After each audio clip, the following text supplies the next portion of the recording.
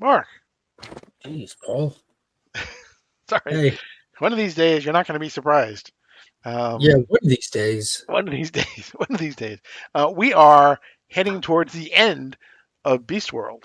But we got some huge, huge issues that came out this past week that we're going to talk about first. We're going to do that right after this.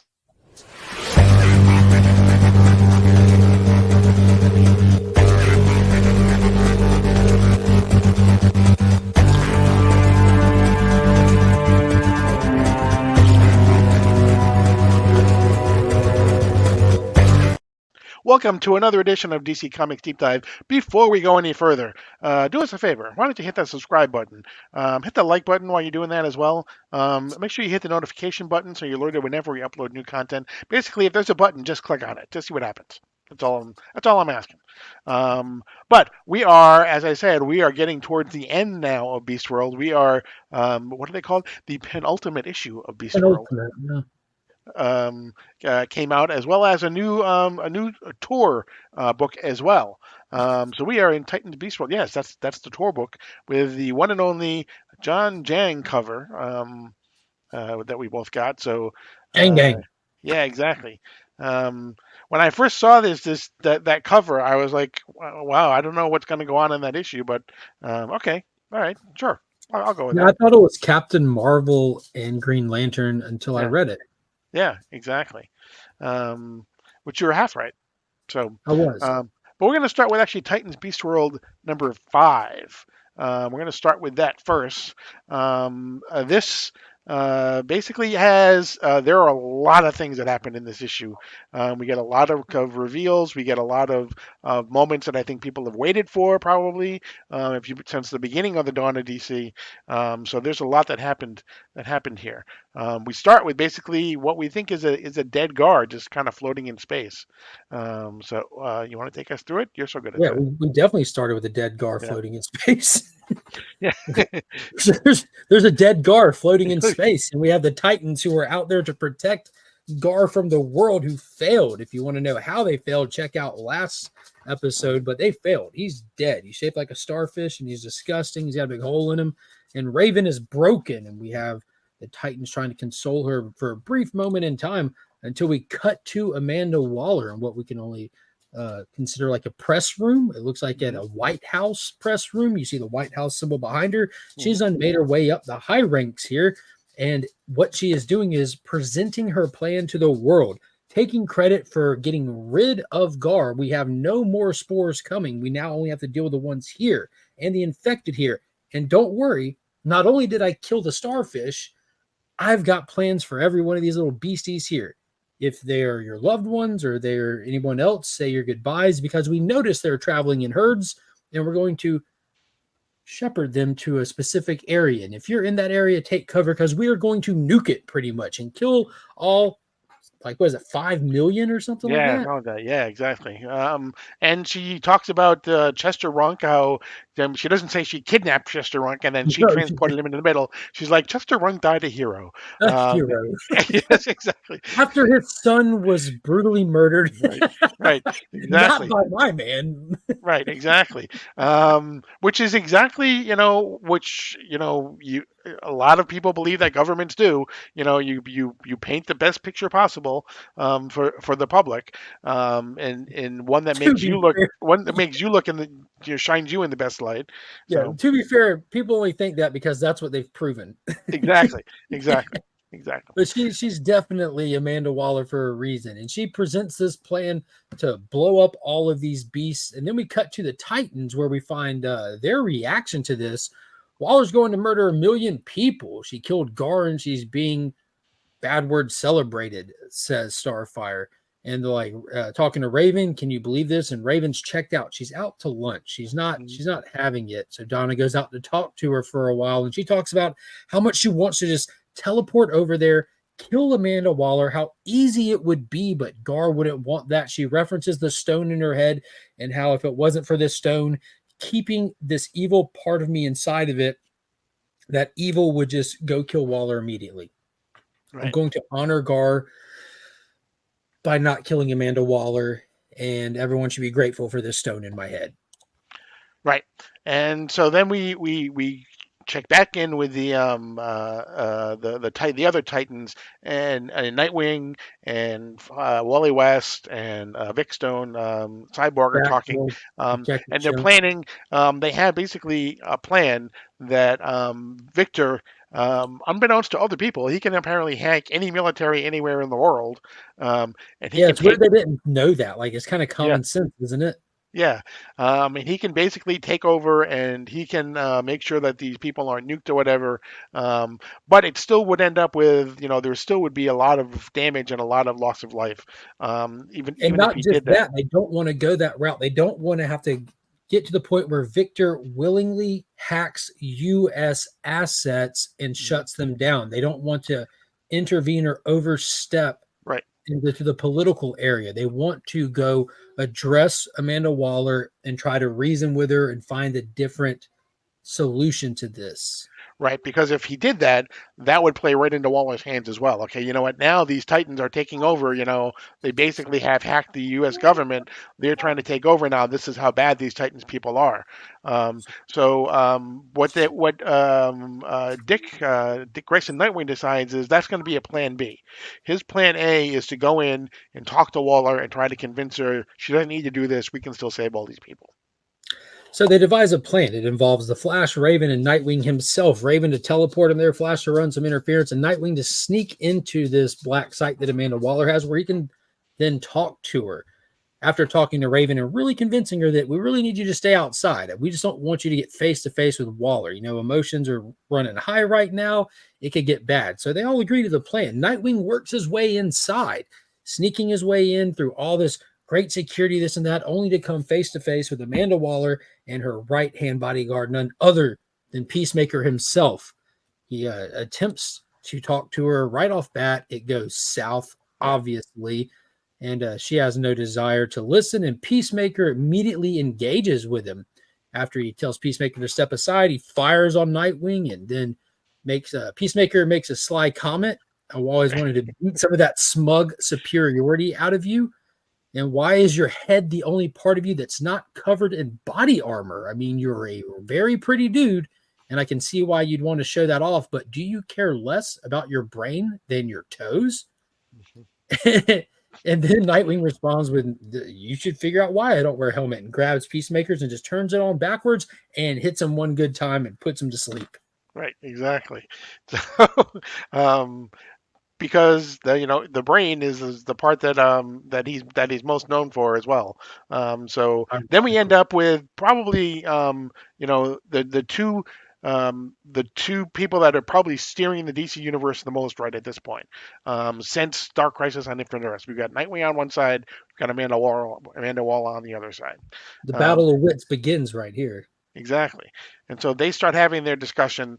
It, of course, does not really go well. And so Nightwing decides that, you know what, we got to go with Plan B. Shut it down, Cyborg. Cyborg Exactly. immediately shuts down the drones that were coming for the bomb strike, and Amanda Waller responds with a smile. She Right. knew that they would. This Mhm. was her plan the whole time. She knew that these bombs would never have a chance to fall, and now she just forced the Titans to supersede the American government, thus putting them farther into that bad limelight with the population, right where she wants them. Right. And at that point, then we realize that Raven has actually been there the whole time. She did say that she was kind of going to be looking through Nightwing's eyes the entire time. She didn't go in with him, but she was going to be there looking through his eyes. And then this is when she actually, does come into the picture as well.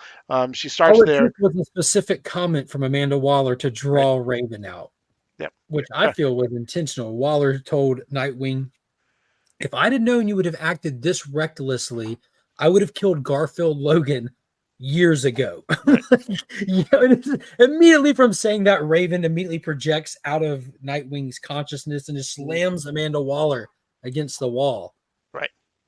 And so she then starts in and she looks as though she's going to do some permanent damage to Amanda Waller, but then suddenly out of nowhere appears Doctor Hate. Once again, proving that now Raven is right where Amanda Waller wants her. There's no one upping this lady. Correct. And then it is this point, just as the issue ends, that we find out exactly who Dr. Hate is. It is basically the raven that had been inside the jewel that had been in her forehead. Um, Raven attempted to take the jewel off to draw out her dark side, to let it take Amanda Waller's life, just to find out it was empty. And in that moment, Dr. Hate came in, revealed the identity to be none other than Raven. We called it yep. right here on this channel. It took us a while to finally get to the correct answer, but we did. Right. And thinking back, we were talking beforehand. There were some clues that actually would have told us this way back in I can't recall exactly, but it was in the Nightwing issue where they were talking, and someone made a comment as they observed Raven that told her that there was something that was missing from her. And then on And so, top of that, we saw in Night Terrors, we saw like the split persona of Raven for that one issue tie-in thing that they did as well. So right, there were some hints along the way. They left us some breadcrumbs. exactly. Tom Taylor, placing those little clues along the way. And so that's where we end. We basically have the good Raven and the evil Raven facing off against one another. At the end of this issue, that'll roll into issue number 6 next week, into It's the like into the that finale. scene in Army of Darkness. Yeah, exactly. So yeah, I mean, this issue again had so much going on for it. Had so much, such things that were so important to the overall story. Yeah, just another great job done by Tom Taylor. Ivan Reese was back with the art as well, so that was nice as well. So, but we'll see him. I think next issue. I think he's doing it again. So hopefully, we'll get more of him before he becomes exclusive to Ghost Machine. But who knows? Um, and so the other thing that we had, as you mentioned, we have the last stop on the Beast World. There you go, the You Beast said it. World tour. This one has to do with Star City, and Yeah, it was an issue. yeah, it was an issue. The first, this one actually is, each issue. I think we've talked about this. Has been a little bit different in its construction and in its, this one has a story that starts at the beginning, it pauses, and then it starts up again in the last story with some other stories mixed in between. The Flash Structured issue very had similar to the yeah, Flash. Yeah. yeah, exactly. So here we have Josh Williamson doing the first part, the first story, which has to do with Green Arrow, of course, and Connor Hawk Both for the of most them. part. Yeah, Yeah. exactly. You want to take us through that, or Sure. There's really not much to it, to be honest with you yeah, guys. Story wise, you have them just kind of time stamping what's been going on with the Green Arrow for a moment, just to cut to a battle of him and Connor fighting off beasts in the city while they're kind of talking about like what we've been up to, where's Roy kind of thing. We pop into this facility where the Resurrection Twins are experimenting with people who have been infected by the spores, only to add a very, what I felt was unnecessary and bad move context here, that the spores themselves are sentient living creatures. And we've already established that they're not kill them all. Now, like if you want to establish this, it kind of really changes the whole morality perspective of this whole event. But Connor has this whole consciousness debate with Oliver about how we move forward and handle taking down these spores. Oliver just wants to go in hard, take them down, and save everybody. And Connor's like, we can't do that. And in the midst of arguing and being pigheaded, Oliver gets bamboozled. We then cut to the middle of the city where we see Red Canary, who we have not seen in a while, kind of in the same place she was before the last time we met her, trying to be a superhero, trying to figure out what it means to be a superhero and what if I fail, while she's fighting side by side with Black Canary in the streets. She's getting little doses of life and a little dose of encouragement along the way. She does some cool fighting stuff. She finds her moxie. She saves the day, but not before Black Canary gets infected by a spore, turned into a giant canary, and starts canary crying all over the place. Red Canary talks to her and finds the inner Dinah in there, and she helps her a minute and flies off. Then we kind of get to the fun story, the story that I was here for. The story from the cover, it bounces right over to a whole different part where we have Red Arrow, Arsenal, whatever you want to call her. Mm-hmm. And then you have an infected Alan Scott and an infected Judy Garrett, aka Boom. They're fighting with Stargirl and Huntress, who show up on the scene, and they keep trying to tell Stargirl to back off. the cosmic rod is attracting them. You're too powerful. If you get infected, we're not going to do good. You get some fun action sequences, some really kind of campy, playful stuff, and eventually it gets weird. Stargirl gets eaten by Alan Scott just to explode with light and get thrown up, and she pulled the ring out of Alan Scott in the process. They wrap him up, tie him up, and kind of save the day. They're still infected where we left them. We cut back to Connor Hawk, who sees that Oliver's down, and he figures out to trick out some arrows, gimmick arrows that apparently have never been his thing. He thought they were campy, but he finds some tech in the lab, some high frequency stuff, and tricks out some arrows to attract the infected people. That pulls them over to a holding tank where they don't hold them. They decide to break it and just wash them out, and then shoot another trick arrow of like goo that freezes them in place. And they kind of like, okay, I'll listen to you more since the trick arrows work. He's like, I'll listen to you more since you think these spores have consciousness. And that's where we leave it. Right. Wasn't great. No. Wasn't bad. Yeah, definitely not important to the overall story. A couple of things you talked about in the first story. They talk about Roy some. If you want to really find out where Roy is, look at the next issue of Green Arrow instead that came out last week. That'll tell you where he is. I thought I was the Red Canary story. I was surprised, but it was written by Ryan Parrott, who this may be one of his first DC stories, I think, because he's the Power Ranger guy. Yeah, exactly. So I was, over 100 issues. Yeah, happy to see him there doing that. So maybe that'll bode well for the future for him to do some more DC stuff. Like you said, the Green Lantern and Judy Garrick was kind of goofy in some ways, and then the ending one was just kind of, they had to wrap up the story at the beginning. So nothing of really any consequence. This one was super mailed in. Yeah, exactly. I agree. So, but overall, again, I think, for the most part, I think these, most of them have been mixed bags. I think when we take a look at the world tour issues, there've been some good stories. There's been some stories that are kind of okay, you know what, and then there've been some ones that they're kind of like, okay, I get it. You don't need to beat me over the head making Fitzmartin. To that point too, they also made it their mission to establish the Flash family is intentionally infecting themselves to go out and be able to fight the Beast as Beast, and we have not revisited that at all, with only one issue in this whole thing to go. Mm-hmm. Yeah, good point. That's kind of point. But yeah, we are, like I said, next week is issue number 6. We'll see where we go from here. I know you had some theories as to where you think these things are going to go. I think you said you think the Titans are going to lose, I believe. Yeah, they're going to take an L. Yeah. Yeah, that's a new age hip kid talk for lose. Yeah. Wow. Good thing you explained that to me. Yeah, someone had to explain it to me, so I'm trying to use it. Which, you know what? It could be. I mean, we don't really know what the next big story is going to be, other than it's probably going to be in the Free Comic Book Day, which is May. So we still got a few months between now and May.